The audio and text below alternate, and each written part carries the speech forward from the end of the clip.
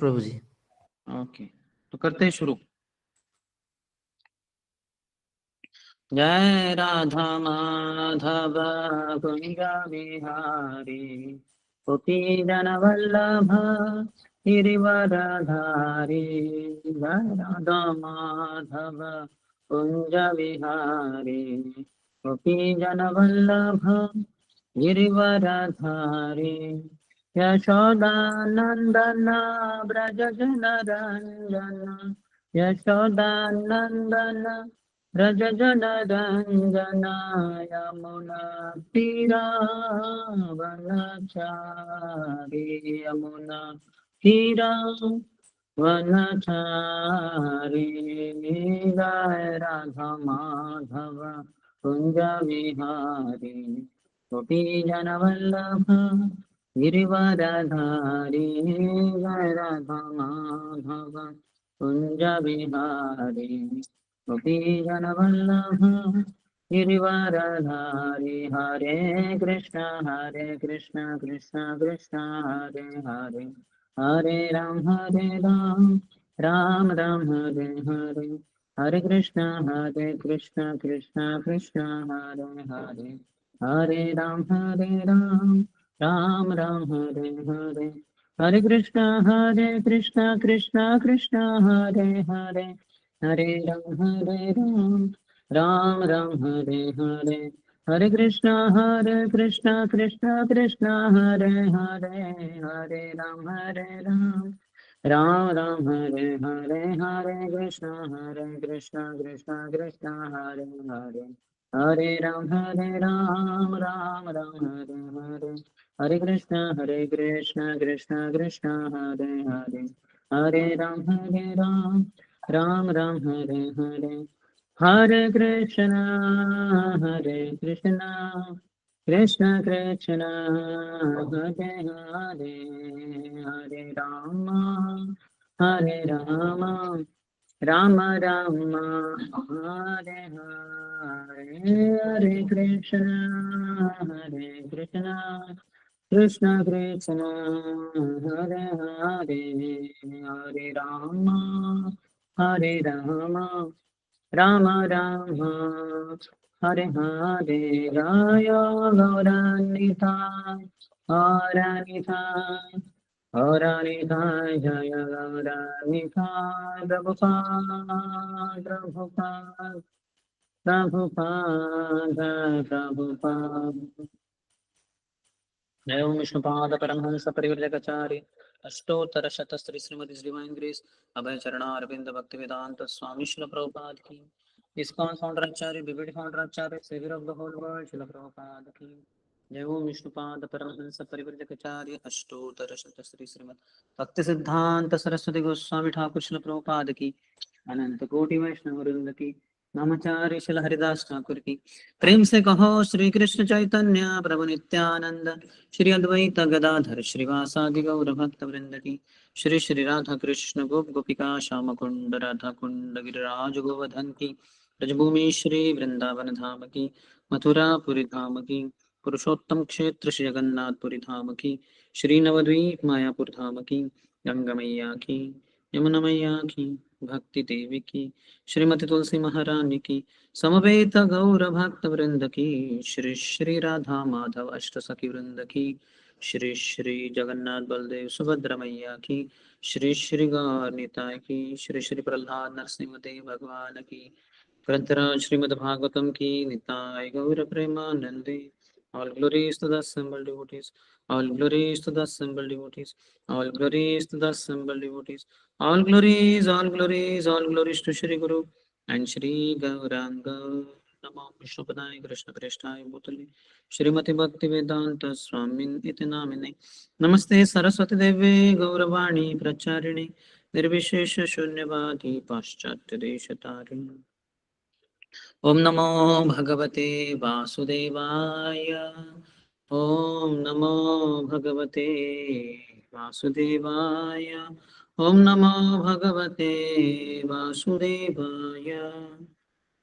हरे कृष्णा। आज सुबह की श्रीमद् भागवतम कक्षा में उपस्थित सभी भक्तों का हार्दिक स्वागत है। हम चर्चा कर रहे हैं श्रीमद् भागवतम स्कंद 3 अध्याय 26 जिसका शीर्षक है प्रकृति के मूलभूत सिद्धांत। प्रकृति के मूलभूत सिद्धांत। इसमें आज के कक्षा में 52, 53 और 54 इन श्लोकों के ऊपर चर्चा है। तो पहले मैं प्रार्थना कर लेता हूँ। ओम ज्ञानतिमिरन्धस्य ज्ञानाञ्जनशलाकया चक्षुरुन्मीलितं येन तस्मै श्रीगुरवे नमः। श्रीचैतन्य मनोभीष्टं स्थापितं येन भूतले स्वयं रूपः कदा मह्यं ददाति स्वपदान्तिकं। वन्देऽहं श्रीगुरुः श्रीयुतपदकमलं श्रीगुरून् वैष्णवांश्च श्रीरूपं साग्रजाता सहगणा रघुनाथान्वितं तं सजीवं साद्वैतं सावधूतं परिजनसहितं कृष्णचैतन्यदेवं श्रीराधा कृष्णपादान् सहगणा ललिता श्रीविशाखान्वितांश्च वाञ्छाकल्पतरुभ्यश्च कृपा सिन्धुभ्य एव च पतितानां पावनेभ्यो वैष्णवेभ्यो नमो नमः। जय श्री कृष्ण चैतन्य प्रभु नित्यानंद श्री अद्वैत गदाधर श्रीवास आदि गौर भक्त वृंद। हरे कृष्णा कृष्णा कृष्णा हरे हरे, हरे राम राम राम हरे हरे।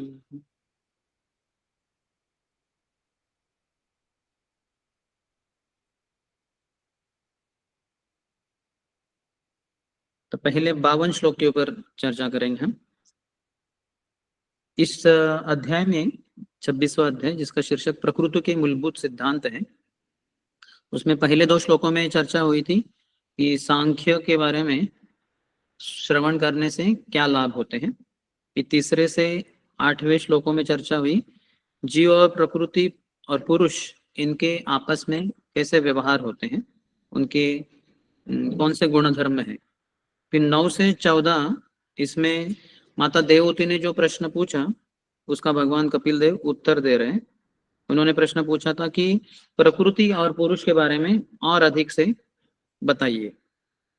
तो उसमें अभी जो ये हम चर्चा कर रहे हैं 50 से 53 इन 4 श्लोकों में कार्य सृष्टि के बारे में वर्णन हो रहा है।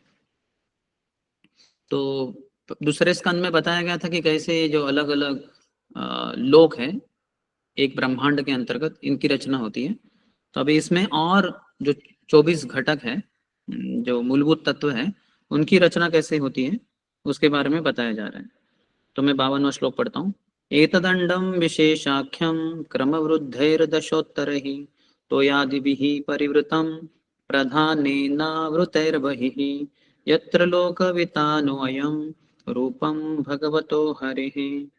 इसका अनुवाद और तात्पर्य कृष्ण कृपा श्रीमूर्ति अभय चरणारविंद भक्ति वेदांत स्वामी शिल प्रभुपाद के द्वारा। अनुवाद।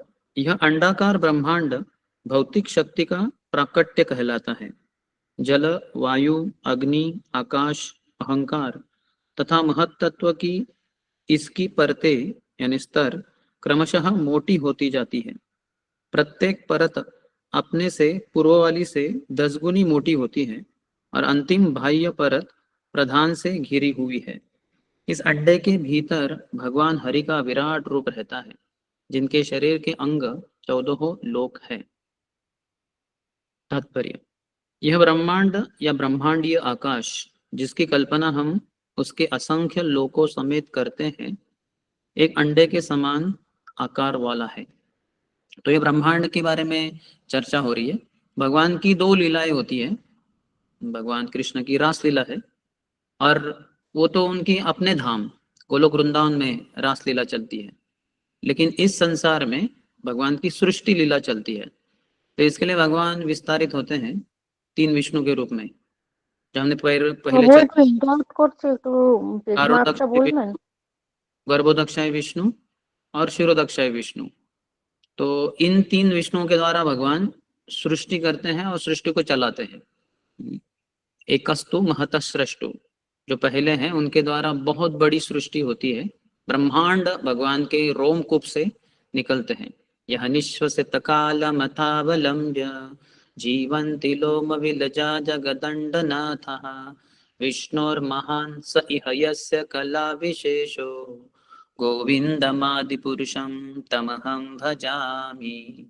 तो भगवान के जो महाविष्णु है उनके रोमकूप से, रोम रोम से ब्रह्मांड निकलते हैं।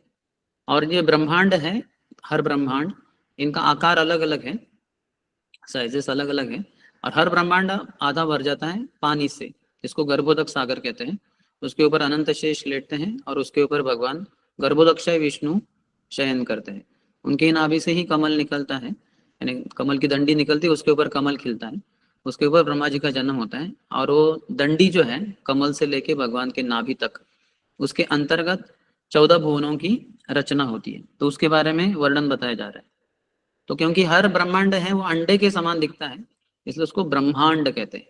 है तो अंडे के जैसा, लेकिन ब्रह्म है, ये साक्षात भगवान से अभिन्न है।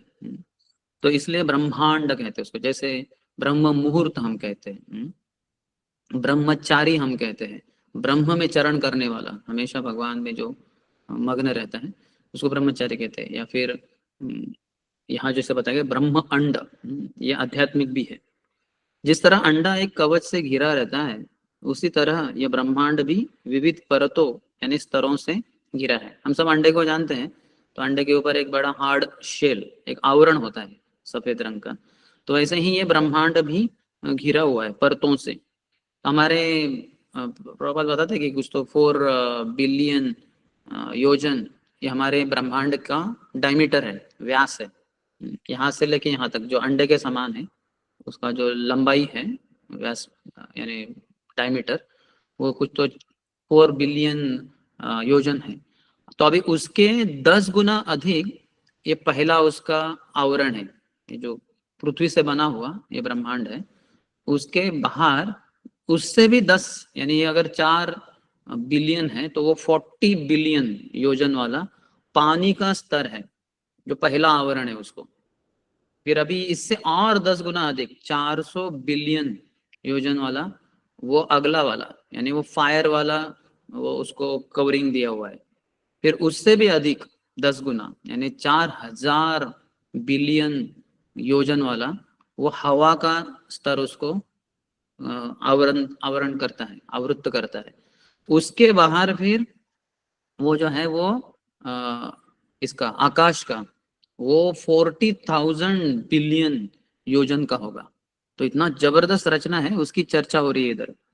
इसकी पहली परत जल है, दूसरी अग्नि, फिर वायु, तब आकाश, और अंतिम परत है प्रधान। तो उसके बाहर फिर 10 गुना बढ़ता जाता है, अगला लेयर पहले वाले से 10 गुना अधिक होगा।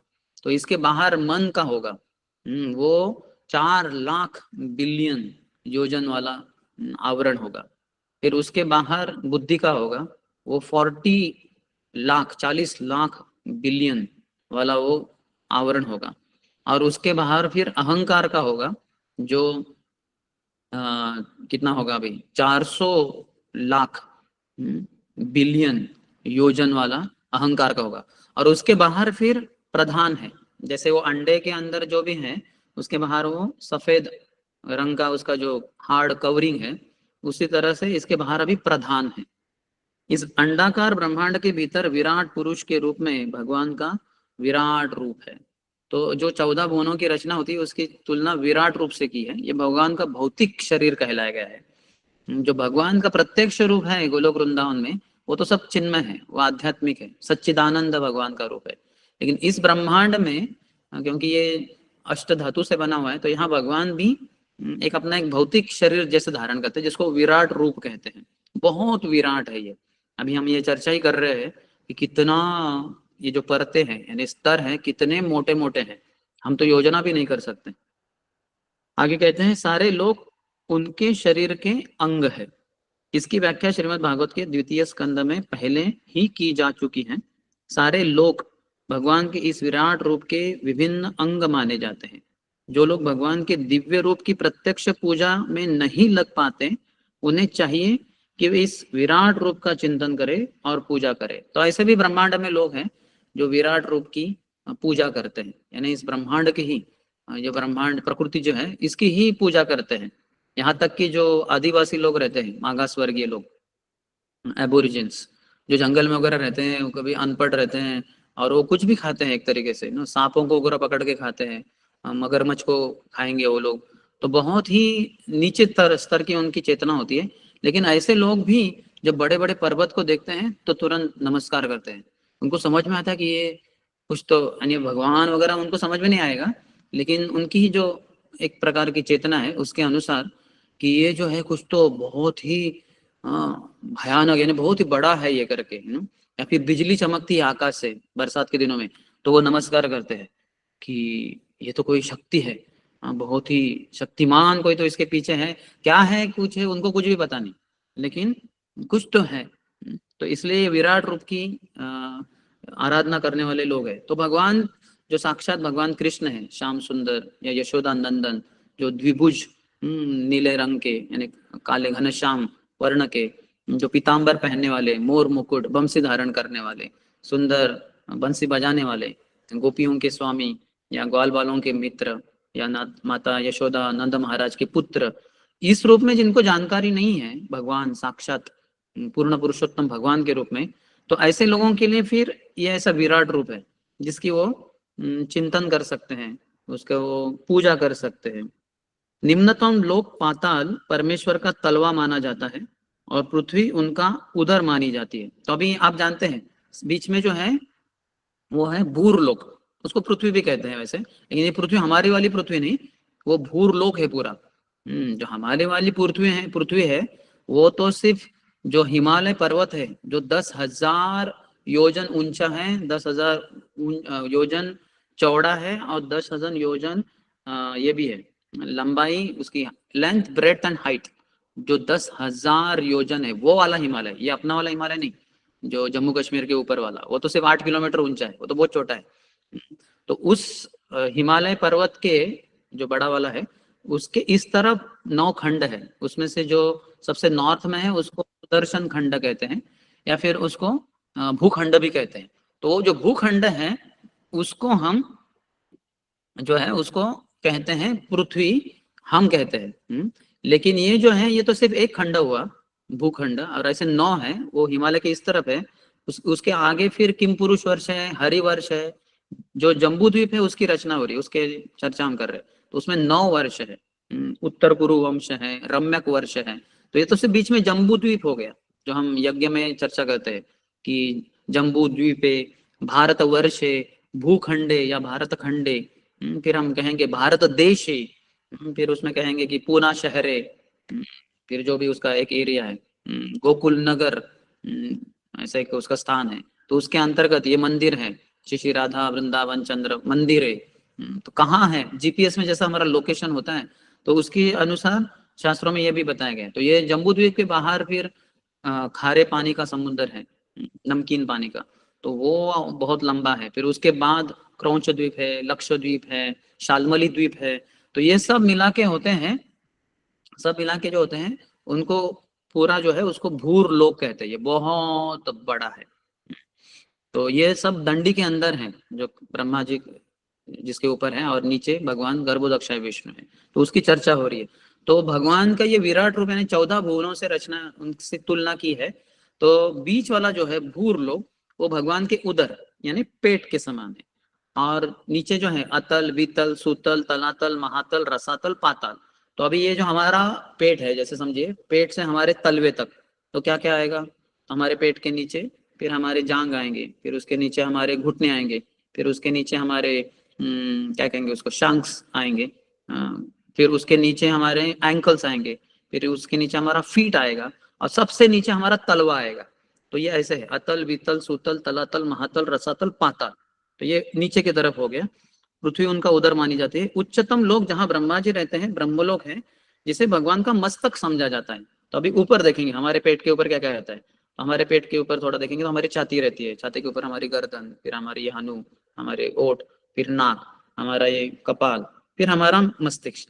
तो ऊपर के लोग है भूर लोक के ऊपर भूअर लोक, स्वर्गलोक, जनलोक, तपलोक, महरलोक और सत्यलोक, जिसको ब्रह्मलोक भी कहते हैं, जहाँ ब्रह्मा जी रहते हैं। तो जो ब्रह्मलोक है ये विराट पुरुष के सर के समान है, जहाँ जो सुत जो कहाँ बताएं, पाताल जो है सबसे नीचे वाला उनका तलवा है, भूरलोक उनका पेट के समान है, और ब्रह्मलोक या सत्यलोक वो उनके सर के समान है। ये जो विराट पुरुष के वर्णन हो रहा है, ये इमेजिनरी है, ये इमेजिनरी है, ये ऐसे ऐसा वो कोई व्यक्ति नहीं। उसके अंतर्गत भगवान गर्भोदक्ष विष्णु स्थित हो जाते हैं गर्भोदक सागर में।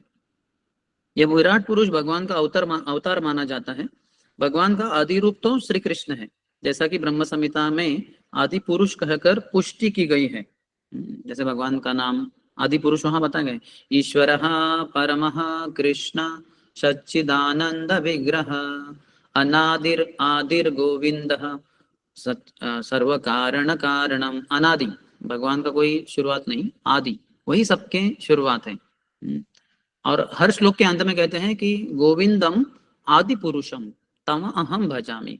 हे भगवान जो आदि पुरुष हैं, आपका मैं भजन करता हूँ। तो वो भगवान का मूल रूप है, भगवान कृष्ण साक्षात, जिनका वर्णन ब्रह्म संहिता में किया है।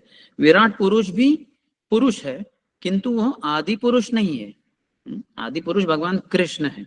यहाँ तक कि बाकी सब भी जो भगवान के अवतार है, रामादिमूर्तिषु कला नियमेन तिष्ठन् नानावतारम करोत् भुवनेषु किन्तु कृष्ण स्वयं समभवत् परमः पुमान्यो गोविंदमादि पुरुषम तमहम भजामि। भगवान के जो असंख्य अवतार है, राम आदि, रामादि मूर्तिषु, राम नृसिंह वराह वामन कूर्म मत्स्य, अवतार असंख्य है। ये सबके भी आदि पुरुष भगवान कृष्ण ही है। भगवान कृष्ण से आते हैं बलराम, बलराम से आते हैं वासुदेव, संकर्षण, प्रद्युम्न, अनिरुद्ध, संकर्षण से आते हैं भगवान नारायण, नारायण से आते हैं दूसरे चतुर्विवर, वासुदेव, संकर्षण, प्रद्युम्न, अनिरुद्ध। ये संकर्षण से आते हैं भगवान कारुणदक्ष विष्णु, जो ब्रह्मांडों की रचना करते हैं उनके रोमकूप से। फिर ये कारुणदक्ष विष्णु के विस्तारित स्वरूप है गर्भोदक्ष विष्णु, जो हर ब्रह्मांड में प्रवेश करके गर्भोदक सागर के ऊपर, अनंत शेष के ऊपर शयन करते हैं। और फिर ये गर्भोदक्ष विष्णु और विस्तारित हो जाते हैं क्षीरोदक्ष विष्णु के रूप में। तो इस तरह से देखेंगे कि सभी अवतारों के स्रोत आदि पुरुष भगवान कृष्ण ही है। विराट पुरुष भी पुरुष है, किंतु वह आदि पुरुष नहीं है। आदि पुरुष तो श्री कृष्ण है, ईश्वर परम कृष्ण सच्चिदानंद विग्रह अनादिरादिर गोविंद सर्वकारण कारणम। भगवत गीता में भी कृष्ण को आदि पुरुष के रूप में स्वीकार किया गया है। अर्जुन कहते हैं 10वें अध्याय के 10वें श्लोक में, परम ब्रह्म परम धाम पवित्रम परमं भवान पुरुषम शाश्वतम दिव्यम आदिदेवम अजम विभुम। तो कहते हैं कि परम ब्रह्म, भगवान आप पर ब्रह्म है। हम भी ब्रह्म है, अहम ब्रह्मास्मि, मैं ये शरीर नहीं हूँ, मैं आत्मा हूँ जो सच्चिदानंद है, चिन्मय है। तो अहम ब्रह्मास्मि, अहम परम ब्रह्म नास्ति, लेकिन मैं पर ब्रह्म नहीं हूँ। तो भगवान पर ब्रह्म है। जैसे कंप्यूटर सुपर कंप्यूटर, तो कंप्यूटर में कुछ खासियत रहेगी, कुछ कैरेक्टरिस्टिक्स रहेंगे, लेकिन परम कंप्यूटर वो आदर हाई लेवल का रहेगा। जैसे सोल है वैसे सुपर सोल है, आत्मा तो परमात्मा, तो ब्रह्म तो पर ब्रह्म। तो कहते हैं कि ईश्वर परम ब्रह्म परम धाम, आपका धाम सर्वोत्कृष्ट है गोलोक वृंदावन। परम ब्रह्म परम धाम पवित्रम, आप सबसे पवित्र। पुरुषम दिव्यम, परम ब्रह्म परम धाम पवित्रम पुरुषम परम, परम पुरुष है आप। हम भी पुरुष हैं, हम लोग पुरुष यानी भोक्ता, तो हम लोग सब भोक्ता है। यहाँ की जो माता जी लोग भी हैं, यानी पूरे जो स्त्रियां भी हैं, गर्ल्स भी है, ये सब भोक्ता ही है, ये भी पुरुष ही है। ये बाहर से के समाज में इतने झगड़े हो रहे हैं कि विमेन्स राइट्स, स्त्रियों के अधिकार, हम पुरुष और स्त्री एक समान है, स्त्रियां लोग झगड़ रहे। लेकिन शास्त्रों में पहले से बताया कि स्त्रियां भी पुरुष ही है क्योंकि वो भी भोग करना चाहती है। ऐसे थोड़ी है कि स्त्रियां लोग बोलती कि नहीं हम तो बस दासी हैं। अर्थात दासी के रूप में रहेंगी तो उनको अच्छे से सब कुछ मिलता है। पति की दासी के रूप में रहेंगी वो, तो पति सब कुछ उनको सम्मान वगैरह भी देगा, प्रेम भी देगा, सभी चीजें, साड़ी बीड़ी, जो घर चाहिए, गाड़ी चाहिए, बंगला चाहिए, सब कुछ दे देगा वो पति। लेकिन वो आजकल की स्त्रियां कहती नहीं, हम इक्वल राइट्स, मैं भी जॉब करूंगी, मैं पैसा कमाऊंगी, we are equal to man. ये सब झगड़े करने की जरूरत ही नहीं। ये शास्त्रों के ज्ञान न होने के कारण इतना झगड़ा करते हैं। शास्त्रों में पहले से बताएं कि स्त्रियां भी पुरुष हैं, क्योंकि वो भी भोग करना चाहती है। कौन सी स्त्री है जो भोग नहीं करना चाहेगी? हम सब जो भौतिक संसार में आए हैं, इस भौतिक शरीर को धारण किए, हम सब पुरुष ही हैं। यानी पुरुष बनने का प्रयास कर रहे हैं, यानी पुरुष के रूप में ही कार्य कर रहे हैं हम। बहुत भोग करना चाहते हैं हम लोग, जितना परमात्मा भोग करते हैं उतना भोग करने की इच्छा है, लेकिन वो तो संभव नहीं है, लेकिन प्रयास तो जारी है हमारा। तो परम ब्रह्म परम धाम पवित्रम परमम भगवान पुरुषम शाश्वतम दिव्यम। आप शाश्वत पुरुष है। हम सब जो हैं, हमारा ये शरीर बदलता रहता है, लेकिन भगवान शाश्वत पुरुष है, हमेशा रहते हो। तो पुरुषम शाश्वतम दिव्यम आदि देवम अजम विभुम। आप सभी देवताओं के भी आदि हैं। बहुत जगह पे भगवान बताएंगे अहम आदिर ही देवानाम भोक्ता च प्रभु रेवच। मैं देवताओं का भी आदि हूँ। तो पहले पुरुष जो है वो भगवान कृष्ण है। कृष्ण कहते हैं मुझसे बड़ा कोई नहीं है। अहम सर्वस्य प्रभो मत्तः सर्वम प्रवर्तते इति मत्वा भजन्ते माम बुधा भाव समन्वितः। 10वें अध्याय के 8वें श्लोक में भी भगवान कहते हैं कि मुझसे ही सब कुछ आता है। भौतिक संसार, आध्यात्मिक संसार सब भगवान से ही आता है। भगवान के असंख्य विस्तार हैं और वे भी सभी पुरुष अर्थात भोक्ता है, किंतु इनमें से कोई भी न तो विराट पुरुष है, न पुरुष अवतार कारणोदक्षय विष्णु, गर्भोदक्षय विष्णु तथा शिरोदक्षय विष्णु है, और न अन्य विस्तारों में से कोई भी आदि है। तो ये बाकी सब भगवान के जो विस्तार हैं ये आदि नहीं है, ये भगवान से आते हैं। इसलिए तो हमारे आचार्य श्रील जीव गोस्वामी के अनुसार भागवतम का परिभाष्य सूत्र, यानी पूरे भागवतम को एक ही लाइन में बोलना है तो क्या है, कृष्णस्तु भगवान स्वयं। जो एक श्लोक है, एते चांश कला पुंसः कृष्णस्तु भगवान स्वयं इंद्रारी व्याकुलम लोकम मृडयंती योगे योगे। पहले हमने चर्चा की थी इसके बारे में, लेकिन जो भगवान के जो 22 अवतार बताए हैं उसमें राम, नृसिंह, कुर्म इत्यादि, उसमें नारद मुनि वगैरह जो 6 टाइप्स के अवतार हैं, लीला अवतार, गुण अवतार, पुरुष अवतार, मनवंतर अवतार, युगा अवतार वगैरह वगैरह। तो वो 6 टाइप में सब अवतार 22 में उनका वर्णन किया है। और अंत में क्या है, अवतारा ही असंख्य याम। ये तो अवतार के असंख्य है, इसकी गणती हम कर नहीं सकते, गिनती नहीं कर सकते हम। और फिर बाद में कहते हैं कि एते च अंशः कला पुंसः। ये भगवान के विस्तार है या विस्तार के विस्तार, जिसको कला कहते हैं। विस्तार को अंश कहते हैं, विस्तार के विस्तार को कला कहते हैं। तो एते चांशः कला पुंसः कृष्णस्तु भगवान स्वयं। हमारे जीव गोस्वामी आचार्य कहते हैं कि लेकिन भगवान जो कृष्ण है ये स्वयं भगवान है, सभी के स्रोत है। तो ये पूरे भागवतम का परिभाषा सूत्र है। पूरे भागवतम को एक लाइन में आपको समझना है तो ये है। बाकी तो विस्तार से चर्चा की है, भक्त हैं, फिर सृष्टि है, बहुत कुछ बताया गया है, लेकिन एक ही सेंटेंस में बोला जाए तो कृष्णस्तु भगवान स्वयं। Krishna is the supreme personality of God. हम देखते प्रभुपाद के ग्रंथों में सब जगह पे प्रभुपाद यही सेंटेंस कितना हजारों बार लिखा है प्रभुपाद ने, Krishna is the supreme personality of God. क्यों? क्योंकि ये भागवतम का परिभाषा सूत्र है। कृष्णस्तु भगवान स्वयं, ये साक्षात भगवान है। तो यहाँ आगे बताते हैं वो प्रत्येक ब्रह्मांड में गर्भोदक्षय विष्णु, विराट पुरुष तथा शिरोदक्षय विष्णु होते हैं। यहाँ पर विराट पुरुष के सक्रिय प्राकट्य का वर्णन हुआ है। जो लोग भगवान के विषय में निम्नतर का ज्ञान रखते हैं उन्हें चाहिए, निम्न स्तर का ज्ञान रखते हैं उन्हें चाहिए कि वे भगवान के विराट पुरुष का चिंतन करें, क्योंकि भागवत में इसका उपदेश दिया गया है। तो ठीक है, कर सकते हैं। जो जिनको पूरा ज्ञान नहीं है उनके लिए है, तो समस्या कुछ नहीं है। यहाँ पर ब्रह्मांड के आकार प्रकार का अनुमान लगाया गया है। इसका बाह्य आवरण जल, वायु, अग्नि, आकाश, अहंकार तथा महत तत्व की परतों से बना हुआ है और प्रत्येक परत इसके पहले वाली परत से 10 गुनी बड़ी है। ब्रह्मांड के खोखले के भीतर का अवकाश किसी मानवीय विज्ञानी या अन्य किसी के द्वारा मापा नहीं जा सकता। तो हमारे साइंटिस्ट लोग इतना सब कुछ प्रयास कर रहे हैं, हम चांद पे जाएंगे, गए हैं, ये करेंगे वो करेंगे। ये तो प्रभुपाद इनको साइंटिस्ट लोगों को कूपमंडूक कहते हैं। कुएं के अंदर जो एक छोटा सा मेंढक रहता है, जैसे प्रभुपाद कहते हैं इसको डॉक्टर फ्रॉक कहते हैं प्रभुपाद। क्यों? क्योंकि जो पीएचडी लोग होते हैं, जो डॉक्टरेट करते हैं, तो एक तो अपने डॉक्टर होते हैं मेडिसिन वाले, लेकिन ये जो पीएचडी करते हैं उनको भी डॉक्टर कहते हैं, डॉक्टरेट डिग्री। तो इसलिए प्रभुपाद जानबूझकर वो डॉक्टर फ्रॉक कहते हैं। भक्तों ने इसको देखना चाहिए, प्रॉपर डॉक्टर फ्रॉक क्यों लिख रहे? वो तो मेडिसिन वाला डॉक्टर नहीं है, अपना एमबीबीएस किया हुआ, बीएमएस, बीएचएमएस, बीडीएस, ऐसा डॉक्टर नहीं है। ना तो वो डॉक्टरेट किया है, लेकिन प्रॉपर साइंटिस्ट लोगों को गाली दे रहे हैं, ये डॉक्टर फ्रॉक कहते हैं कह के। ये जो कुएं के अंदर जो मेंढक है, इसका मित्र आता है अटलांटिक ओशन से, प्रशांत महासागर से, और मित्र से बात करता है पैसिफिक महासागर से वगैरह, और बात करता है, बोला मैं कहाँ से आए तुम? हम लोग एक दूसरे को पूछते हैं ना, आप कहाँ से हैं भाई साहब या माता जी, आप कहाँ से हैं? तो वैसे तो कहाँ से? तो मैं पैसिफिक प्रशांत महासागर से। प्रशांत महासागर ये क्या है? बोले जल की राशि है, वो जल राशि है। अच्छा, कितना बड़ा जल राशि? इतना मेरे कुएं जितना? बोले नहीं नहीं नहीं नहीं, इससे काफी बड़ा है। अच्छा, कितना बड़ा है? इससे दुगुना बड़ा है क्या? हाँ हाँ हाँ, उससे भी बड़ा है। तो तिगुना है क्या? हाँ हाँ हाँ, उससे भी बड़ा है। चौगुना है क्या? 10 गुना है क्या? नहीं नहीं, उससे भी बड़ा है। पागल है, ऐसा कभी हो सकता है क्या? अरे इतना बड़ा मेरा कुआं है, इसमें मैं बचपन से रहता आ रहा हूँ। कह रहे हो कि इससे 10 गुने से भी अधिक बड़ा है? ऐसा हो ही नहीं सकता, ऐसे कोई जलराशि हो ही नहीं सकती। तो ये मूर्ख है। ये छोटा सा जो मेंढक है, जो अपने कुएं में जन्मा, उधर ही बड़ा हुआ, उधर ही उसका विवाह हुआ, उधर ही उसने बच्चे पैदा किए, उधर ही बूढ़ा हो रहा है, मरने को आ रहा है, और कह रहा है कि ऐसा अटलांटिक ओशन, पैसिफिक ओशन ऐसा कभी हो ही नहीं सकता, इतना बड़ा जलराशि। तो ऐसे ये डॉक्टर फ्रॉग वाले साइंटिस्ट लोग हैं, डॉक्टर जो भी साइंटिस्ट रहेंगे वो, उनके नाम डॉक्टर से शुरू होते हैं। तो लेकिन इन लोगों को पता नहीं ब्रह्मांड कितना बड़ा है। तो प्रभुपाद वही कह रहे हैं, जो ये ब्रह्मांड का खोखला है, अंदर का जो भाग है, वो कितना है? 4 बिलियन योजन है, वो बहुत लंबा है। इनको क्या पता, ये डॉक्टर फ्रॉग को क्या पता? तो ऐसे प्रभुपाद उसको कहते हैं।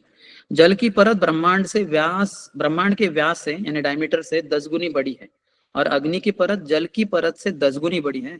इसी प्रकार वायु की परत अग्नि की परत से 10 गुनी है। ये आकार प्रकार मनुष्य के लघु मस्तिष्क के लिए अकल्पनीय है। अपने ब्रेन में ये फिट नहीं हो सकता। इसलिए अचिंत्य खलु ये भावा तामस्तर्के न यो योजित, ये वैदिक वेदांत सूत्र है। अचिंत खलु ये भावा। तो भगवान की ये सृष्टि है, अचिंत है, चिंतन के परे है, अचिंतनीय है। हम नहीं समझ, अपने ब्रह्मांड अपने ब्रेन में ये घुस नहीं सकता। जैसे एक बार एक व्यक्ति ने ब्रह्मा जी के लिए आराधना की, ब्रह्मा जी को प्रसन्न किया, तो ब्रह्मा जी बोले ठीक है मैं प्रसन्न हो गया, मांगो जो चाहिए वो मांगो। वह क्या है कि ब्रह्मा जी आपके मस्तिष्क में जो भी कुछ नॉलेज है वो सब मेरे नॉलेज में, मेरे ब्रेन में ट्रांसफर कर दीजिए। तो जैसे ट्रांसफर कर दिया, उसका मस्तिष्क ही टुकड़े टुकड़े हो गए, हजारों टुकड़े हो गए। क्यों? क्योंकि ब्रह्मा जी का मस्तिष्क इतना बड़ा है, उसमें इतने पूरे ब्रह्मांड को कैसे सृष्टि करना है, इतना बड़ा ज्ञान हमारे बुद्धि के परे ही है। हमें समझना चाहिए हम कितने छोटे हैं। वी आर वेरी इनसिग्निफिकेंट, तुच्छ जीवात्मा है हम। तो इसलिए भगवान को समझना बहुत मुश्किल है। भगवान को क्या, उनकी सृष्टि को ही समझना इतना मुश्किल है। इसलिए प्रभुपाद कहते हैं आकार, ये जो आकार प्रकार मनुष्य के लघु मस्तिष्क के लिए अकल्पनीय है। यह भी कहा गया है कि यह वर्णन मात्र एक अंडाकार ब्रह्मांड का है। इसके व्यतिरिक्त असंख्य ब्रह्मांड है, और इनमें से कुछ तो कई गुना बड़े हैं। इसलिए हमारा ब्रह्मांड सबसे छोटा है। वास्तव में माना जाता है कि यह ब्रह्मांड सबसे छोटा है, फलतः इसके प्रबंध के लिए प्रमुख अधिष्ठाता अथवा ब्रह्मा के लिए 4 सिर है। बस इतना छोटा ब्रह्मांड है हमारा कि 4 सिर से हमारे ब्रह्मा जी सब चला लेते हैं इसको। अर्थात एक सिर काफी नहीं है, तो इसलिए कम से कम ब्रह्मा जी के 4 सर होते हैं। फिर ऐसे भी ब्रह्मांड है जहाँ ब्रह्मा जी के 8 सर होते हैं, फिर 16 सर वाले ब्रह्मा जी, फिर 32, फिर 64, 128, 256, 1000, 1 लाख, 10 लाख, 1 करोड़, 10 करोड़, 100 करोड़। आप बोलेंगे क्या बोलते ही जा रहे हैं आप? इतने कभी सर हो सकते हैं क्या? नहीं होते। इसलिए तो बताया गया है कि ये सब समझना हमारे बुद्धि के परे ही है, इसको समझना इतना आसान नहीं है। अन्य ब्रह्मांडों में जो इससे बहुत बड़े हैं, ब्रह्मा के और अधिक सिर होते हैं। चैतन्य चरितामृत में कहा गया है कि एक दिन ये सारे ब्रह्मा भगवान कृष्ण द्वारा बुलाए गए, और जब लघु ब्रह्मा ने बृहद ब्रह्मा को देखा तो मानो उस पर वज्रपात हो गया। तो हमारे ब्रह्मा जी को थोड़ा अभिमान चढ़ गया कि मैं इतना बड़ा हूँ, मैं इतना सृष्टि करता हूँ, ये सब 14 भुवन वगैरह वगैरह वगैरह, और मेरे 4 सर हैं, बहुत बुद्धि है, वेदों का गायन करता हूँ, गायत्री आती है मेरे मुख से इत्यादि। तो ये तो अहंकार हो गया। तो भगवान को मिलने जब आए द्वारका में, तो भगवान ने उसी समय सभी ब्रह्मांडों के जो अलग अलग ब्रह्मा जी हैं उन सबको उधर बुलाया। और बहुत मजे की बात ये रही कि हमारे ब्रह्मा सभी ब्रह्माओं को देख पा रहे थे, लेकिन वो जो ब्रह्मा थे, हर ब्रह्मा किसी अन्य ब्रह्मा को देख ही नहीं पा रहे थे। वो सिर्फ भगवान को देखे, भगवान को सब नमस्कार किए, ये सोचकर कि मैं हूं और भगवान है, दूसरा कोई नहीं। वो जो मूवीज में बोलते ना कि मैं ही मैं हूँ, दूसरा कोई नहीं। हीरो बोलेगा हीरोइन को कि बस मैं ही हूँ, मेरे समान कोई नहीं, मैं सबसे सुंदर, मैं सबसे शक्तिशाली, मैं सबसे बुद्धिमान, मैं सबसे अमीर, ये वगैरह वगैरह, मैं ही मैं हूँ, दूसरा कोई नहीं। इसको संस्कृत में एकमेवा द्वितीय कहते हैं। एकमेव अद्वितीय दोनों को मिला के होता है एकमेवा द्वितीय। ये भगवान के लिए, Lord is one without A second. एक ही वो ही अकेले हैं और उनके समान कोई नहीं है, इसलिए असमोध्व भी कहते हैं। उनके समान कोई नहीं, उनके ऊपर कोई नहीं। असम अऊर्ध्व दोनों को मिला के होता है असमूर्ध्व। तो ये मूवी में वगैरह ये सब डायलॉग लेते हैं सब, ये सब भगवान के डायलॉग हैं। भगवान और राधा रानी के बीच में संवाद में ये सब डायलॉग चलते हैं और ये लोग चोरी करते हैं और दिखा देते हैं अपने मूवीज में, बॉलीवुड हॉलीवुड मूवीज में। लेकिन ये सब बकवास है। हमें शास्त्रों को पढ़ना चाहिए, वहां से समझना चाहिए। ये सब जो शब्द हैं भगवान की गुणगान के लिए ही बने हुए हैं। ऐसे ही भगवान की अचिंत्य शक्ति ऐसे हैं। तो ये जो ब्रह्मा जी हैं हमारे देखते ही रह गए, हर ब्रह्मा ने जिनके 8 सर 16 सर 32 64 जो भी है वो सब सर झुकाए तो उनके जो मुकुट थे वो जमीन को स्पर्श किए, फर्श को। टंग जैसे घंटा नाद होता है बड़ा, वैसे वो नाद होने लगा, घंटे बजते ही रह गई, क्योंकि हर कोई ब्रह्मा जी भगवान को नमस्कार कर रहे थे। और फिर उठे और भगवान ने पूछा, हे ब्रह्मा कैसे चल रहा है आपका ब्रह्मांड? बोले भगवान आपकी कृपा से बहुत ही अच्छा चल रहा है। किसी एक ब्रह्मा ने कहा, आप हाल ही में आए मेरे ब्रह्मांड में और राक्षसों को आपने नाश किया, धन्यवाद, इसके कारण अभी अच्छे से चल रहा है। दूसरे ब्रह्मा कहें कि हमारा भी ब्रह्मांड अच्छे से चल रहा है। तो हमारे ब्रह्मा जी देख के एकदम दंग रह गए कि क्या सृष्टि है, क्या ब्रह्मा है, मैं अकेला नहीं हूँ। क्योंकि ये जब आए थे द्वारका के गेट पे तो इनको द्वारपालों ने रोका, कहा आप कौन है? भगवान पूछ रहे हैं। तो बोले मैं ब्रह्मा हूँ, जाके बताओ। तो भगवान को जाके बताया कि ब्रह्मा आए। बोले ब्रह्मा? कौन से ब्रह्मा? जैसे अगर कोई आके हमारे दरवाजे बोलता है सचिन आया है, सचिन। बोले सचिन? भारत में तो हजारों सचिन है, कौन सा वाला सचिन?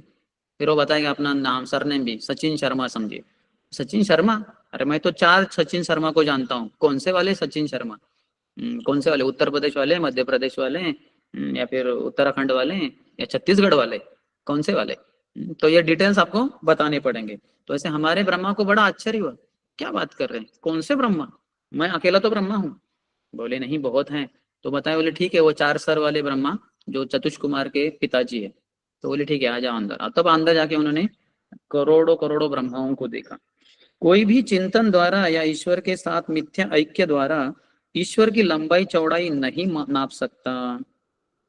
तो चिंतन के द्वारा, है ना, ऐसे कुछ मूर्ख साधु लोग रहते हैं, बोलते हैं कि आप बस चिंतन करते रहो कि आप ही भगवान हो, आप ही भगवान हो, आप ही भगवान हो।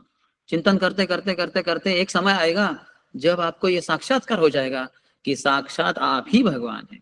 ऐसे मूर्ख लोग है ये साधु लोग, ये खुद ही बोलते हैं कि मैं भगवान हूँ और आपको भी भगवान बना सकता हूँ, बस वो जो डोनेशन बॉक्स है उसमें 10,000 रुपये डाल दो, तो मेरे शिष्य बन जाओ और तुम सोचते रहो कि तुम भगवान हो, मैं भगवान हूँ, मैं भगवान हूँ, मैं भगवान हूँ, मैं भगवान हूँ। ऐसे सोचते सोचते सोचते एक समय आएगा आपको समझ में आ जाएगा कि आप ही भगवान।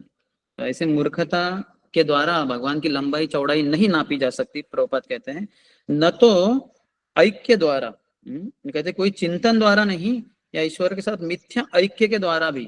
जैसे ये जो मायावादी लोग रहते वो सोचते हैं कि हम लिबरेट हो गए और अभी हम भगवान ही बन गए। भगवान अर्थात पर ब्रह्म कहते हैं, वो भगवान का आकार है, वो संकल्पना मानते हैं। जो सुप्रीम है वो निराकार है, ऐसी उनकी कहावत होती है, उनका कहना होता है। और वो निराकार ब्रह्म से ऐसा एक आता है नीचे, और जो सत्व गुण के साथ जब वो मिक्स हो जाता है तो वो देवता बनते हैं, रजोगुण के साथ मनुष्य बनते हैं, फिर तमोगुण के साथ अन्य कुछ जीवात्मा बनते हैं। ऐसी उनकी अलग अलग धारणा होती है। और बस आपको समझना है इस जीवन में कि आप ही वो पर ब्रह्म है, निर्विशेष निराकार ब्रह्मन आप ही है। अभी आप अज्ञान के कारण सोच रहे हो कि एक मैं जीवात्मा हूँ, आप जीवात्मा नहीं, आप भगवान है। तो आपका ये जो अज्ञान चला जाएगा तब आप समझ जाएंगे कि मैं भगवान हूँ, मैं पर ब्रह्म हूँ। और ये मायावादी लोग कहते हैं कि हम ये साक्षात्कार कर चुके हैं कि हम ही पर ब्रह्म है। तो इसलिए प्रभुपाद वो बार बार श्लोक कोट करते हैं, ये अन्य अरविंदाक्ष विमुक्त मानिनस त्वय्यस्त भावा अविशुद्ध बुद्धय आरुह्य कृष्णेण परम पदम ततः पतंति अधः अनादृत युष्मदग्रह। ये अन्य अरविंदाक्ष विमुक्त मानिना, ये जो लोग हैं मायावादी लोग, विमुक्त मानिना सोचते हैं कि मैं मुक्त हो गया, यानी मैं अभी कौन हूँ, मैं पर ब्रह्म हूँ, मैं समझ गए। ये जो बाकी अज्ञानी मानव लोग हैं वो अज्ञान के कारण सोच रहे हैं कि ये जीवात्मा है। एक्चुअली ये सब भी अगर थोड़ा सा ध्यान करेंगे जैसे हम बता रहे हैं तो ये लोग भी समझ जाएंगे कि ये भी पर ब्रह्म है करके। तो ये अन्य अरविंदाक्ष विमुक्त माने न स्वयस्त भावा अविशुद्ध बुद्धया, उनकी जो बुद्धि है बहुत ही कलुषित है, बहुत ही गंदी है। अविशुद्ध बुद्धया आरुह्य कृष्णेण परम पदम ततः, ले दे के अगर वो पहुंच भी गए ब्रह्म ज्योति, पतंति अधः, नीचे गिर जाएंगे। अनादृत युष्मदांग्रय, क्योंकि भगवान के चरण कमलों का अनादर करते हैं, आदर नहीं करते। भगवान सविशेष है, यानी भगवान का आकार है, रूप है, ये नहीं समझकर वो कहते हैं भगवान निर्विशेष है, निराकार है, आकार नहीं, कुछ उनमें गुण नहीं, कुछ नहीं है, बस एक दैदीप्यमान एक ऐसा गोला है। तो ये बड़ी समस्या है मायावाद, इसलिए प्रभुपाद बहुत जोर शोर से इसका खंडन करते हैं अपनी सभी जगह पे। इसलिए तो प्रभुपाद का जो प्रणति मंत्र है, निर्विशेष शून्यवादी पाश्चात्य देश तारिणी, पाश्चात्य देश में भी है ये निर्विशेषवाद, और अभी भारत में भी बहुत जगह पे है। शंकराचार्य ने बढ़ाया इसको। यदि कोई प्रयास करता है तो यह पागलपन का द्योतक है। कोई प्रयास करेगा चिंतन से या मिथ्या भावना से कि मैं भगवान हूं, तो वो पागलपन का ही द्योतक है। तो 53वां श्लोक है, हिरण्मया दंडकोशात् उत्थाय सलिलेशया तमाविश्य महादेवो बहुधा निर्भिपेद खम। विराट पुरुष श्री भगवान उस सुनहले अंडे में स्थित हो गए जो जल में पड़ा हुआ था, और उन्होंने उसे कई विभागों में बांट दिया। तो भगवान उसमें प्रविष्ट हो गए। सब जगह पे भगवान प्रवेश होते हैं, तभी जाके सृष्टि चलायमान होती है, अन्यथा वो ऐसे ही पड़ी रहती है। निरभिद्यतास्य प्रथमं मुखम वाणी ततो अभवत, वाण्या वन्हिर अथो नासे प्राणातो घ्राण एतयोः।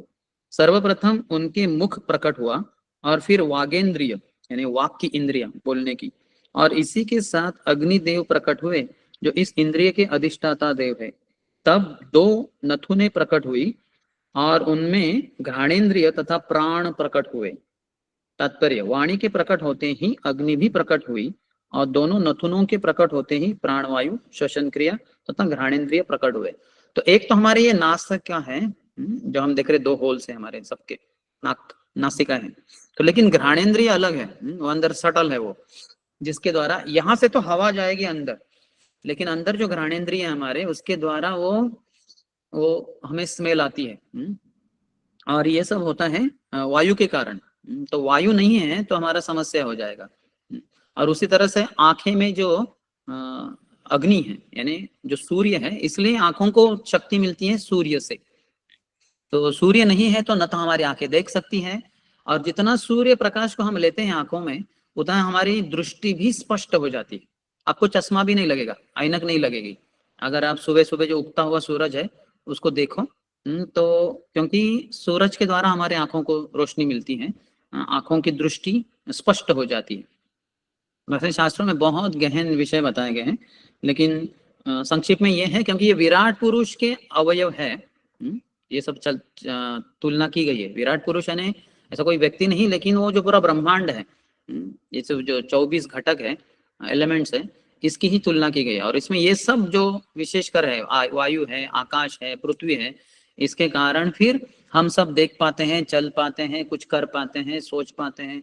ये सब जो महत सृष्टि है, वहां की ये छोटा सा ये दिया है। जैसे पिछली बार मैंने बताया था, हम जो आटा बनाते हैं, गेहूं के जो पिसा हुआ आटा है, उसमें पानी डालकर वगैरह हम उसको करके फिर वो आटा बनता है, उसमें से एक एक गोले लेते हैं हम, फिर उससे चपाती बनाते हैं।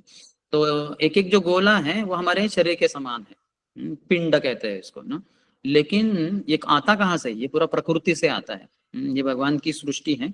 तो उसमें से ही सब छोटे स्तर पे हमारे शरीर में ये सब रचना है। जो हम हमारे माँ के गर्भ में रहते हैं, जो पिता और माता का शारीरिक संग होता है, तो वीर्य के द्वारा पुरुष के स्त्री के गर्भ में आत्मा जाती है, फिर उधर उसका इमल्सिफिकेशन वगैरह होते होते माँ के शरीर से पृथ्वी, आप, वायु, तेज, आकाश, ये 5 चीजें मिल जाती हैं आत्मा को। आत्मा जो आती है तो सटल बॉडी लेके ही आती है। जो वीर्य में पुरुष के आत्मा होती है, उसके ऊपर मन, बुद्धि, मिथ्या अहंकार का आवरण पहले से होता है, उसके साथ ही वो माता के गर्भ में आता है, और माता के गर्भ से उसको शरीर प्राप्त होता है, यानी हड्डियां हमारी बनती है, मांस वगैरह सब कुछ जो बनता है, इंटेस्टाइन वगैरह, ये माँ के शरीर से सब एलिमेंट्स प्राप्त होते हैं। तो इसलिए बहुत सारे लोग माता पिता के बड़े ऋणी रहते हैं कि माता पिता के द्वारा हमें ये शरीर प्राप्त हुआ। होना चाहिए ऋणी, उसमें कुछ प्रॉब्लम नहीं, ग्रेटफुल होना चाहिए, लेकिन पता होना चाहिए कि ये सृष्टि हमारी माता है और पिता हमारे कृष्ण है। सर्वयोनिषु कौन्तेय मूर्तयः संभवन्ति या तासां ब्रह्म महद्योनिर अहम बीज प्रदः पिता। भगवान की जो ग्लांस है उसी के साथ वो इम्प्रिग्नेट करते हैं प्रकृति के साथ, प्रकृति को। जहां यहाँ शरीर और पुरुष और स्त्री के लिंग का शारीरिक संगम होके तभी जाके वो जो उसके वीर्य में पुरुष जो आत्मा है वो स्त्री के गर्भ में प्रवेश हो सकती है। शारीरिक संग कहते हैं उसको, यौन संबंध, यौन संग।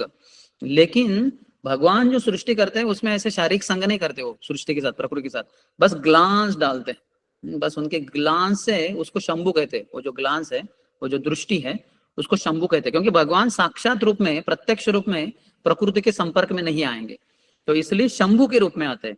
तो शंभु हमारे पिता बनते हैं, और जो दुर्गा है वो हमारी माँ बनती है। वो भी भौतिक प्रकृति के अनुसार, यानी भौतिक ये जो एलिमेंट्स है उसके अनुसार। हम आत्मा के रूप में हमारे माता पिता कौन है? तो वो है राधा कृष्ण। ममय वंश जो लोके जीव भूत सनातन। लेकिन ये जो शरीर में हम प्रवेश हुए हैं हम सब, तो ये शरीर जो है वो शिव और पार्वती से आता है। क्योंकि वो जो ग्लांस है भगवान की प्रकृति के ऊपर, जिसके द्वारा प्रकृति गर्भवती बन जाती है, जैसे हमने पुरुष और स्त्री का देखा, उनके यौन संबंध से ही वो स्त्री गर्भवती बनेगी, अन्यथा नहीं। लेकिन यहाँ भगवान यौन संबंध नहीं रखते, बस दृष्टिपात करते हैं, दृष्टि डालते हैं प्रकृति के ऊपर। वो दृष्टि शंभु है। तो शंभु और दुर्गा, इनके संगम से जीवात्मा को शरीर प्राप्त होता है। शिवलिंग की आराधना इसलिए हम करते हैं, शिव और लिंग, क्योंकि वो हमारे माता पिता है, और असली माता पिता तो हमारे राधा कृष्ण ही है। तो इसलिए उनकी आराधना करनी चाहिए। अब ये जो सब एलिमेंट्स हैं, पृथ्वी, आप, वायु, तेज, आकाश, 5 स्थूल, और फिर मन, बुद्धि, मिथ्या अहंकार, 3 सूक्ष्म, ये सब जो है ये भगवान से आता है। तो और इसको हम भगवान की सेवा में लगाना चाहिए। अभी जो मूर्ख लोग हैं, जिनको बुद्धि नहीं है, जो अज्ञानी है, वो लोग भगवान के विराट रूप का चिंतन करेंगे, उनकी पूजा करेंगे, उनको कर सकते हैं। लेकिन हमारी बड़ा सौभाग्य हमारा कि हमें प्रभुपाद की कृपा से, आचार्यों की कृपा से ये हमें ज्ञान है कि भगवान कृष्ण ही साक्षात पूर्ण पुरुषोत्तम भगवान है। और वो आते हैं अपने अर्च विग्रहों के रूप में। तो अर्च विग्रह भगवान के ये पृथ्वी से बनते हैं। मोरा अर्चा मूर्ति माता तुम्ही से धरणी, जीवा रूपा तुम्ही माता ना मेरा जननी।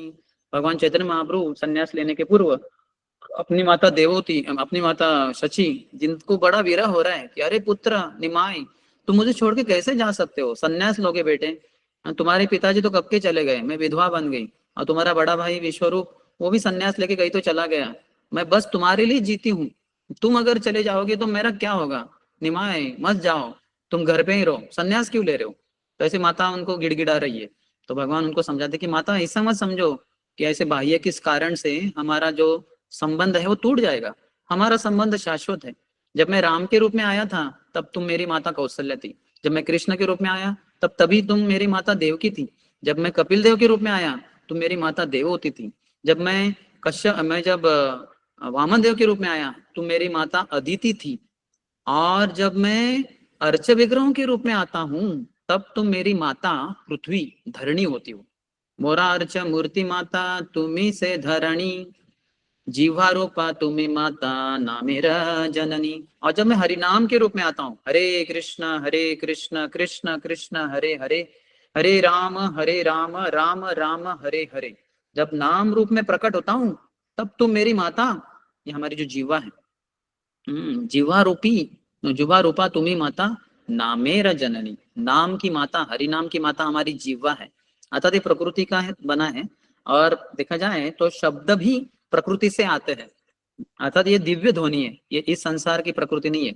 शब्द खे पौरुषम नृषु, भगवता में भगवान कहते हैं शब्द खे, आकाश में ध्वनित होता है आवाज, जिसको हम सुन पाते हैं। जैसे आप और मेरे बीच में आकाश है, या आकाश चला जाए तो मैं कितना भी मुंह खोलूं, कितना भी चिल्लाऊं, कोई नहीं सुन पाएगा, मैं खुद भी नहीं सुन पाऊंगा, क्योंकि आकाश है। तो ये आकाश से सृष्टि होती है ध्वनि की, शब्द खे, शब्द प्रकट होता है। तो इस तरह से संसार से प्रकट होता है शब्द, और संसार की प्रकृति से प्रकट हुई हमारी जीवा, तो जीवा से ही ये माता से प्रकट होते हैं पुत्र हरिनाम, पुत्र है हरिनाम और माता है जीवा। तो ये संसार में हम भगवान की इस तरह से आराधना कर सकते हैं, क्योंकि हम सब जानते हैं भगवान कृष्ण एक व्यक्ति है, पूर्ण पुरुषोत्तम भगवान है, और वो सभी चीजों के स्रोत है, और उनसे ही वही अभिन्न हुए, हरि नाम से अभिन्न है वो ना। वो कहते हैं कि नाम के रूप में ही भगवान प्रकट हुए। कलिकाले नाम रूपे कृष्ण अवतार, नाम के रूप में भगवान कृष्ण प्रकट हुए कलयुग में। तो वो कलयुग में नाम के रूप में प्रकट होने वाले हरिनाम में हमारे जीवा से ध्वनित होते हैं, जीवा से निकलते हैं। तो इसलिए हमें जीवा से हरिनाम लेते रहना चाहिए। और इस तरह से भगवान पूर्ण पुरुषोत्तम आदि पुरुष भगवान कृष्ण की आराधना करनी चाहिए हमें। बस ये भागवतम में दिया है, तो पता होने के लिए सब पता होना चाहिए। लेकिन हमें ऊंचे स्तर पे भगवान के जो आगे जाके सृष्टि लीला के बाद भगवान की रास लीला आएगी दशम स्कंद में, तो वो भगवान कृष्ण की आराधना करनी चाहिए।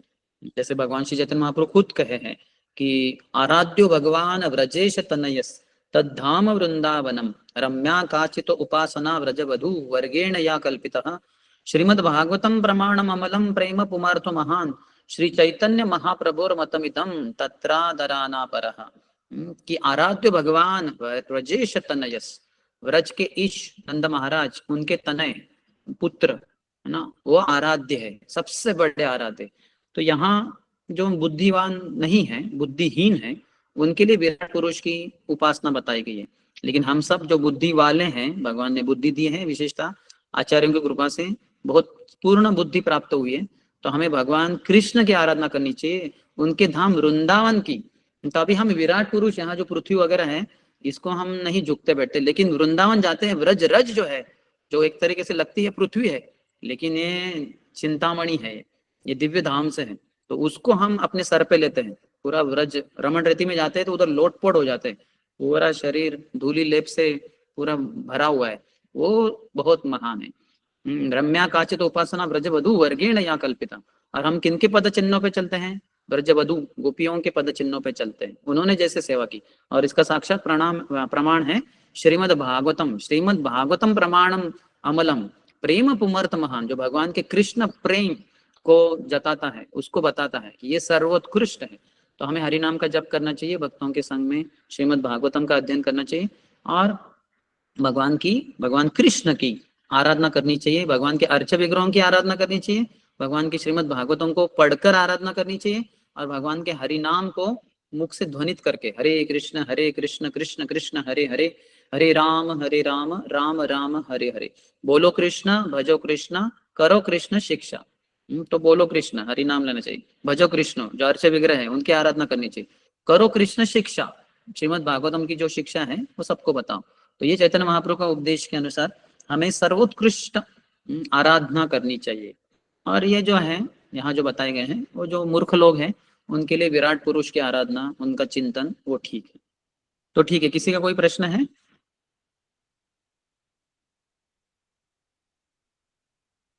प्रश्न है तो हरे अनम्यूट कृष्ण। करके पूछ सकते हैं।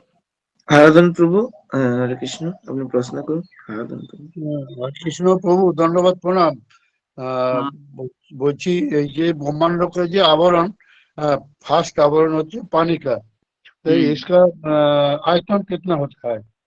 हाँ, पानी का आयतन कितना होता है? ये फर्स्ट आवरण, ब्रह्मांड का जो फर्स्ट आवरण, हाँ, उसका क्या?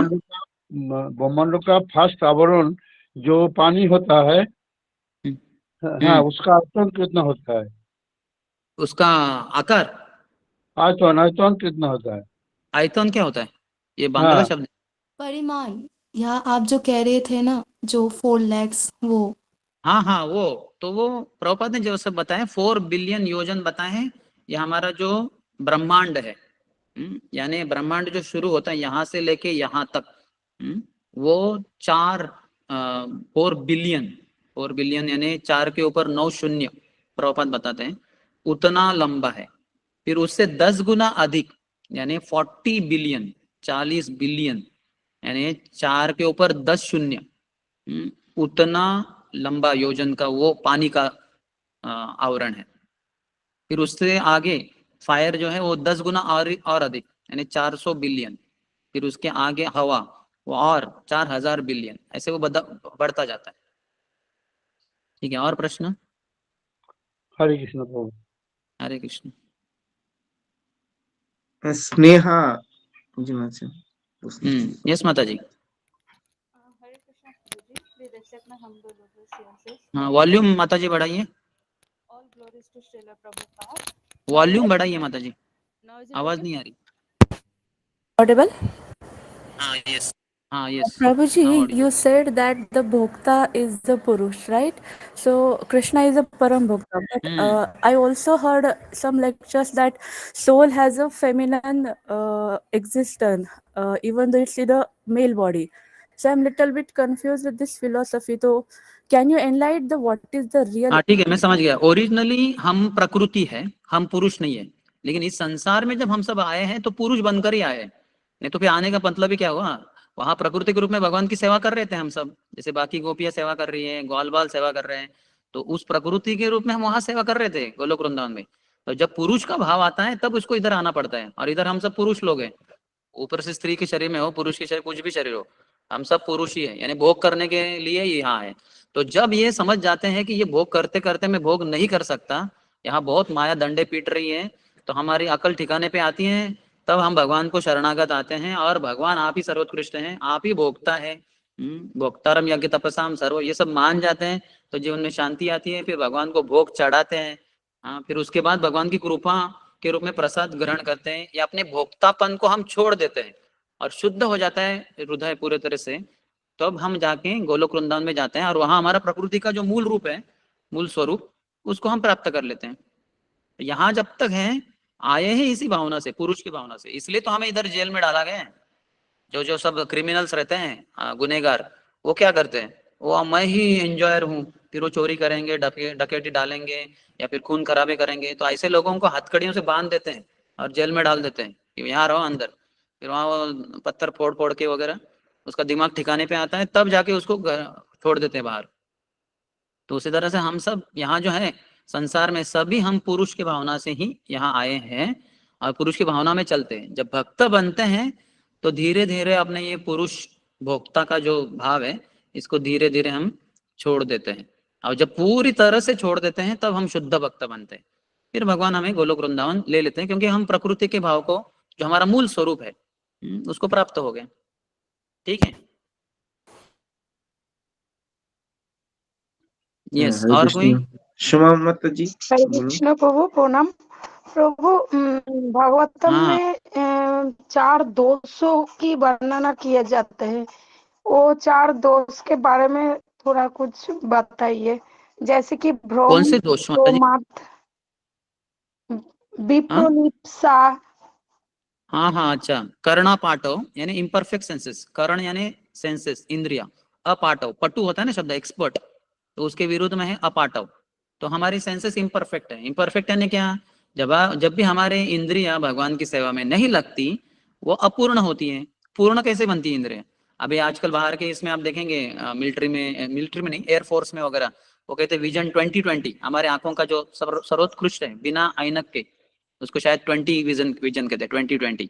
यानी वो व्यक्ति को ऐनक की जरूरत नहीं है, बाकी लोगों को ऐनक वगैरह लगता है, स्पेक्टेकल वगैरह, लेकिन ये नहीं है। हमारे आंखों की सबसे अच्छे पूर्णता क्या है? भगवान के सुंदर अर्च विग्रहों के दर्शन करना।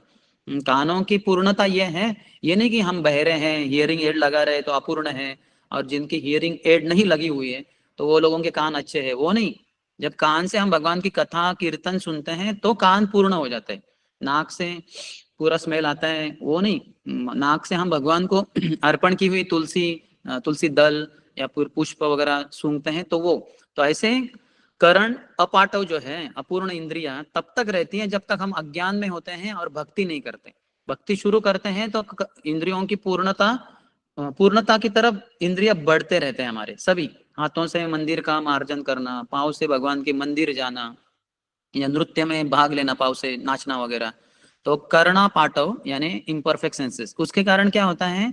विप्रलप्सा। फिर उसके कारण हम इल्यूजन में आ जाते हैं, क्योंकि आंखें जैसे रात के समय समझिए अंधकार है तो हमें कुछ दिखता नहीं, हो सकता है हम कुर्सी से टकरा जाए, तो उसी तरह से हमारे इल्यूजन हो जाता है। इल्यूजन से मिस्टेक्स हो जाती है, और फिर मिस्टेक्स को छुपाने के लिए व्यक्ति चीटिंग करता है। तो ये 4 हमारे इम्परफेक्शन से, अपूर्णता है। तो इसलिए अगर इंद्रियों को भगवान की सेवा में लगाएंगे तो हमारा इल्यूजन चला जाएगा धीरे धीरे, मिस्टेक्स नहीं होंगे, और चीटिंग तो भक्त कभी करते ही नहीं। तो इस तरह से, ठीक है। प्रभु जी ये दोष हम लोगों में आता क्यों है? क्योंकि हमने भौतिक प्रकृति और पुरुष भाव को स्वीकार किया है ना, तो तुरंत आएगा ही आएगा। तो क्योंकि पूर्ण इंद्रिया क्या होती है, जो भी आध्यात्मिक संसार में है उन सब की पूर्ण इंद्रिया है। क्योंकि अपने आंखों से भगवान का दर्शन करते हैं, कान से भगवान के श्रवण करते हैं, जीवा से भगवान को अर्पण किया प्रसाद ग्रहण करते हैं, और भगवान को आलिंगन करते हैं या भगवान के चरणों को स्पर्श करते हैं। सभी जो है हमारे अवयव, हमारे आईज, ईयर्स, नोज, स्किन, हाथ, पांव, आवाज, सभी को भगवान की सेवा में जब लगाते हैं वो लोग, तो इसलिए तो वो पूर्ण इंद्रियों वाले हैं। और हम सोचे कि हम प्रकृति नहीं, हम पुरुष बनेंगे, तो यहाँ जैसे आए तो ये जेल में है, तो जेल में हमारे फिर समस्या हो जाती है। ये सब हमारे लिए इम्परफेक्शंस आ जाते हैं। आए ही पहले दूषित भाव आया ना, तो उसके कारण फिर ये दूषित इंद्रिय आ गई, हमारी इम्परफेक्ट हो गई हमारी इंद्रियां। प्रभु जी ब्रह्मा जी को कि ऐसे अहंकार हुआ था क्या? ब्रह्मा जी को, ये भगवान की योग माया है जिसके द्वारा वो ब्रह्मा जी तक को तेने ब्रह्म हृदय आदि कवये मुह्यन्ति यत् सूरयः, भागवतम का जो एक पहले स्कंद के पहले अध्याय का पहला श्लोक है, उसमें कहते हैं कि भगवान देवताओं तक को विमोहित कर देते हैं। इसलिए तो 13वां अध्याय है ना दशम स्कंद का, ब्रह्म विमोहन लीला।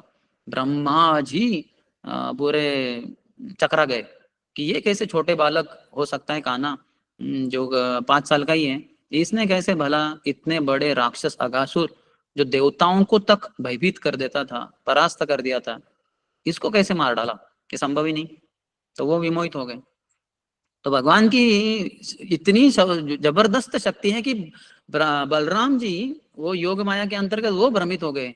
वो जब देखे, जब 1 साल हो ही रहा था, 5-6 दिन बचे थे, तो उन्होंने देखा कि जो ऊपर चरने वाली गैया है गोवर्धन के ऊपर, वो नीचे अपने बछड़ों को देखकर जोर से दौड़ी, और उनको देखकर जो गोप थे वो क्रोधित हुए, अरे ऐसे कैसे चली गई हमारे नियंत्रण के बाहर। वो उनको थोड़ा नियंत्रण करने के लिए उनके पीछे दौड़े, तो नीचे जैसे ही गैया पहुंच गई तो ग्वाल जो ये थे बछड़े थे उनको चाटने लगी। हालांकि ये बछड़े बड़े हो गए थे, इनको दूध की जरूरत नहीं थी, लेकिन उनको दूध पिला रही थी, उनको चाट रही थी। और जैसे ही गोपगण गए गैयों को नियंत्रण करने के लिए, वो अपने बच्चों को देखकर उनको दुलारने लगे, उनका सर सूंघने लगे, उनको आलिंगन करने लगे। तो बलराम जी चकित हो गए, ये क्या है। सामान्यतः हम यही देखते आए हैं कि भगवान कृष्ण से ये सब जो गोपगण हैं, गैये हैं, अधिक प्रेम करते हैं, अपने बछड़ों से, अपने बच्चों से नहीं। लेकिन यहाँ तो भगवान कृष्ण को जितना प्रेम करते हैं उतना ही प्रेम अपने बच्चों को कर रहे हैं गोपगण, और गैये अपने बछड़ों को कर रही हैं। ये क्या है, कुछ तो माया है। ये कोई माया भी शक्ति है या क्या है? ये तो हो ना हो ये कृष्ण के ही माया है। तो कृष्ण को बाजू में लेके बोलते, कान्हा क्या चल रहा है इधर? तो कृष्ण बताते कि भैया मैं ही विस्तारित हुआ हूँ, ये जो बछड़े हैं या ये सब जो ग्वाल बाल है ये सब मैं ही हूँ। और फिर बताते ब्रह्मा जी ने क्या किया वगैरह। तो तब बलराम जी को समझ में आता है। यहाँ तक कि कृष्ण खुद भी भ्रमित हो जाते हैं कि मेरा इतना सौंदर्य कैसे है। जब जा रहे थे द्वारका में, देखा एक पिलर जो था जो क्रिस्टल से बना था, उसमें अपना प्रतिबिंब देखकर बोले ये इतना सुंदर पुरुष कौन है, मुझे बहुत आकर्षित कर रहा है। तो बाद में पता चला अरे मैं खुद ही हूँ। तो इस तरह से भगवान की शक्ति इतनी जबरदस्त है, भगवान तक को मोहित करती है। लेकिन ये योग माया है, भगवान की लीला शक्ति है। भगवान कृष्ण के बारे में बात किया तो वो लीला शक्ति है, बाकियों के लिए, भक्तों के लिए वो योग माया है, लेकिन हमारे लिए महामाया है। तो हम अपने ही सौंदर्य से आकर्षित होते हैं या फिर इस संसार के तथाकथित सौंदर्य से आकर्षित होते हैं। ठीक, हरे कृष्ण। हरे कृष्ण। चंपा माता जी लास्ट क्वेश्चन। हरे कृष्ण। माता जी आवाज बढ़ाइए।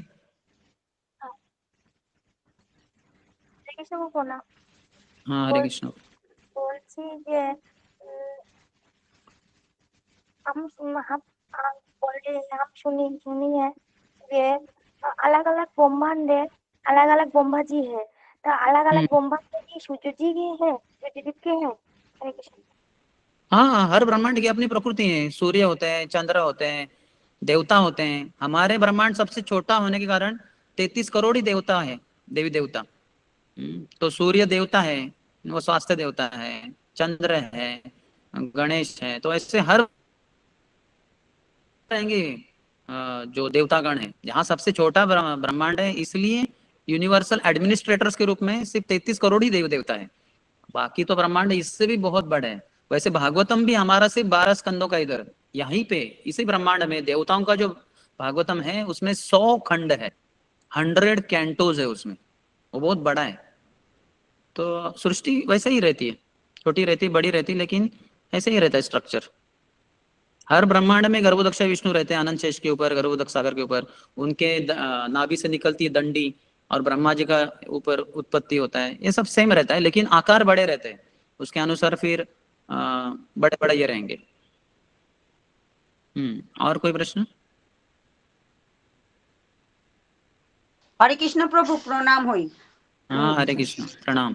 भागवत में ये श्लोक से बोल रहा है, जो आदमी को परमेश्वर भगवान को ज्ञान निर्मोह है, वही आदमी भगवान को जानता है। ये कैसी होता है?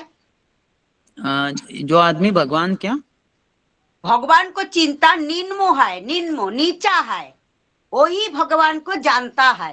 ये क्या होगा? ठीक से हमको बता दो। হরে কৃষ্ণ মাতাজি, আপনি বাংলায় বলুন, তারপরে আমরা ট্রান্সলেশন করব। আপনি বাংলায় বলুন।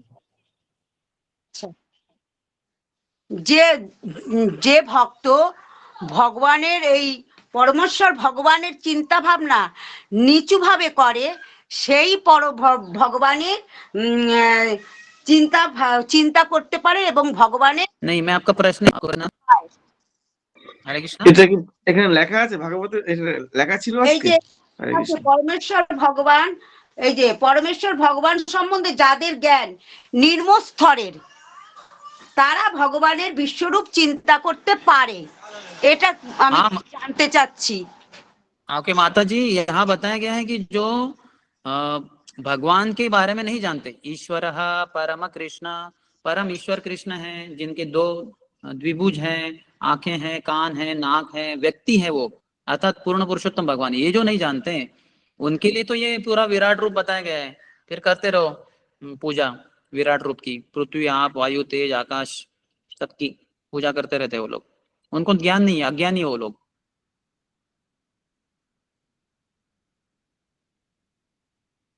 समझे माता जी आप? हरे कृष्ण, प्रणाम हो। हरे प्रणाम। और कोई प्रभु? प्रश्न प्रभु? धन्यवाद प्रणाम प्रभु।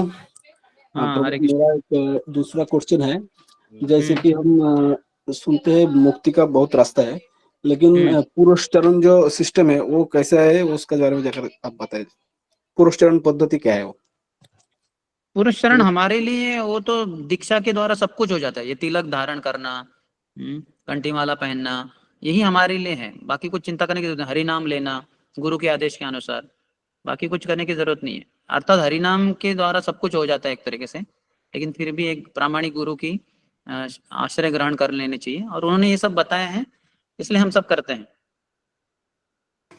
हरे कृष्ण। हरे कृष्ण। और कोई?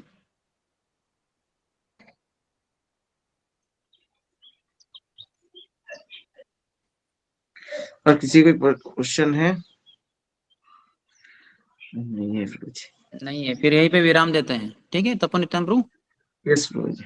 ओके, बहुत बहुत धन्यवाद। ग्रंथराज श्रीमद् भागवतम की जय, श्रील प्रभुपाद की जय, समवेत प्रणाम